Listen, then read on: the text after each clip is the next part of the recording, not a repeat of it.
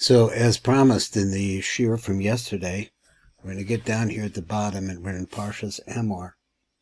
Amor ala Kohanim, right? So now we're going back, and we're going to see the matuk midavash on what we learned yesterday on the outside, and then we'll look at the matuk. Basra de nafesh nashim in gufa achar shecha nefesh yotzim in a guf. Now the body has separated. The nefesh has separated itself from the body. It's gone. He says, "In the nishar guf below ruach chaim, there is no ruach of chaim of life in the body anymore. Also, the hasher is a guf below kavura, so we know that you cannot leave the body without burial. Sha'al zeh ne'emar, because in this it says, lo salin nivlaso ala eitz, don't let his dead body hang on the tree. He kavatik vareta biyomahu, because you have to bury him on that self-same day. So the question is why? Begin the Mesa, the Ishtayr Kaf Dalit Shalos, and let's go over here and let's see what he says, and we'll read the Matuk B'Davash. The Fisha Mesa Mishayim Osa Kaf Dalit Shalos, because if a dead body is left over for 24 hours, Shehem Yom V'Layla B'Loch Gevura, this is the day and night without being buried.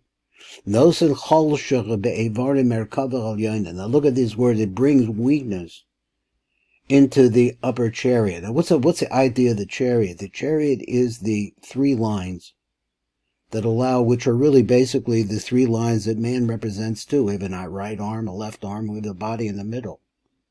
So we are really a representative of something spiritual manifest in physicality, and we just went through the concept of the four Yesodos, were air, fire, water, and earth. So all of those are the things that compose of our body, and when those things are separated, they're no longer important, the body rots. And now we have the body dead.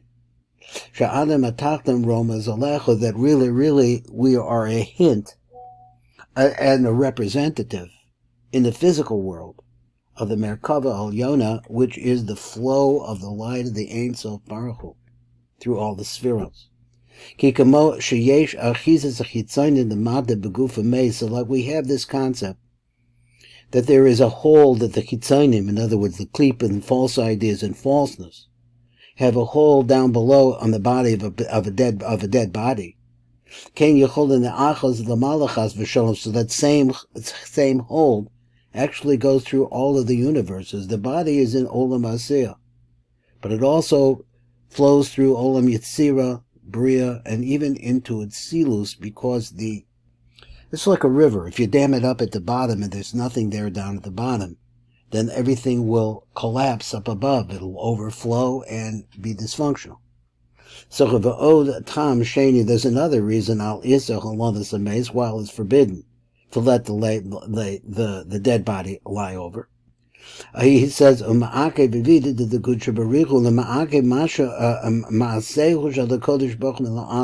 happens is, because we said that the dam is stopped up, so to speak, down below, because the body is not buried, as a result of that, it stops the work of a Kodesh Baruch Hu and be able to deliver his bounty into this world.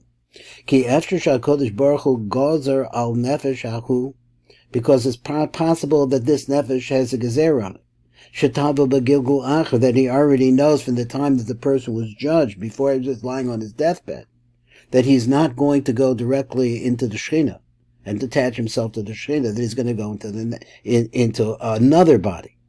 Miad b'yom malchu, and that would happen immediately in the day that the person is put into the ground. Shenifter, that he's no longer in this world. Kedei lehetiv ima adam l'sakin, in other words, to do good for that adam, he calls it adam here, but he means that nefesh, or that neshama. The sakin is nasha b'gilgul, to be able to make a tikkun by being born again into this world. Because the man shelo nekaver aguf, but as long as the body is not buried, haneshama ena yochola dekana livnei HaKodesh Baruch Hu, the neshama has no vehicle to be able to come near to HaKodesh Baruch Hu. And it can't go into the body, acher, into another body, and to be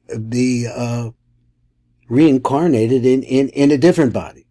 Kilo noisling the neshama guf acher, because the neshama doesn't have another body to go to until the other one is put away.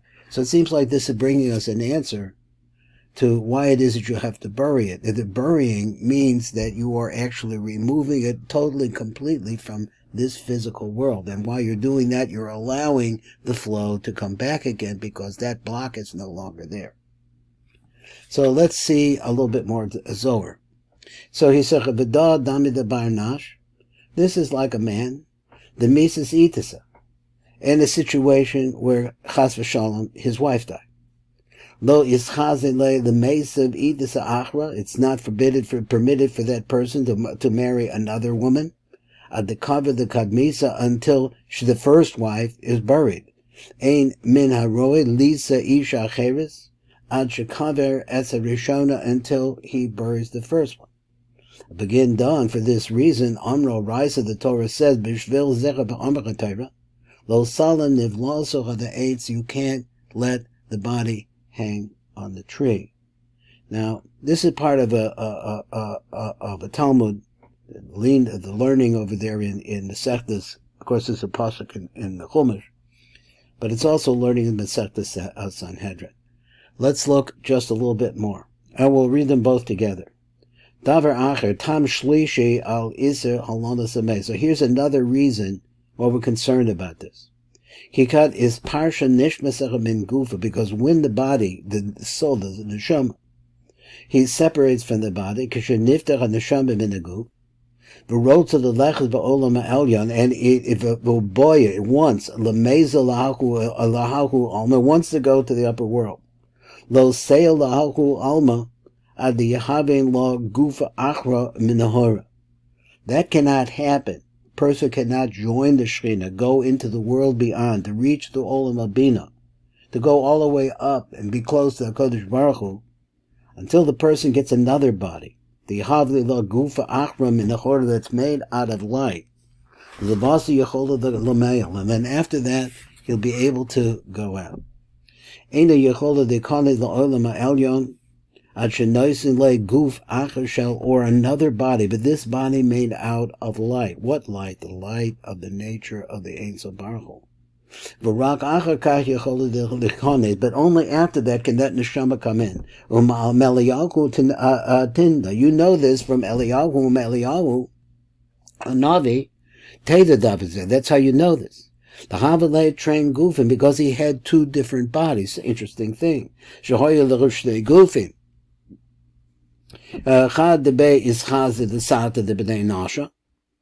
One where he's holding down below onto the person himself. In other words, he becomes physical. Guf echad shebo choyin nira the matach of the bnei adam, that he could appear to people like a man. But with that body, he's not able to make any. He can't go up from that position. La'ela bein malachim Elohim kedushin, but there's another body that Eliyahu had, beguf achad, shebo koyin nira lamala, there he was able to be seen up above. Bein hamalachim al yonim agadoshin, between the upper malachim, the holy upper malachim. V'lechein also lahalim as a mason. So therefore, it's forbidden to let the mace lie over. The visha ad shalom nikaver. Let me just stop that. So he said, Lefish ad shalom nikaver haguf I after the neshama lehislavish beguf, because before the body is buried, it's impossible for the neshama to be clothed in this other body, ruchni, which is pure spirit, v'la'alos lamala l'makomo, and go up above to its place up above. This is Baruch Fleischman, Tikkun Elevator, Kol Out.